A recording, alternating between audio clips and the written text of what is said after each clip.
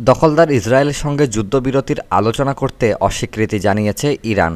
দেশটি বলেছে ইসরায়েল তাদের উপর প্রথম যে হামলা চালিয়েছে আগে সেটির প্রতিশোধ নেবে তারা। এছাড়া ইসরায়েল হামলা চালাতে থাকলে তারা কোনো আলোচনায় বসবে না। রোববার এক প্রতিবেদনে রয়টার্স জানিয়েছে ইরান মধ্যস্থতাকারী দেশ ওমান এবং কাতারকে জানিয়েছে ইসরায়েলি হামলা চলাকালীন তারা কোনো ধরনের যুদ্ধবিরতি আলোচনায় আগ্রহী নয়। রয়টার্সকে এক কর্মকর্তা নাম গোপন রাখার শর্তে বলেছেন, ইরানিরা কাতার এবং ওমানকে জানিয়েছে ইরান তখনই সত্যিকারের যুদ্ধবিরতির আলোচনা করবে যখন ইসরায়েলের প্রথম হামলার প্রতিশোধ তারা নেবে। এর আগে ইসরায়েলি বিভিন্ন সংবাদ মাধ্যমে দাবি করা হয়েছিল ইরান যুদ্ধবিরতির জন্য ওমান ও কাতারের সঙ্গে যোগাযোগ করেছে, কিন্তু এ কর্মকর্তা জানিয়েছে এ দাবি সম্পূর্ণ মিথ্যা।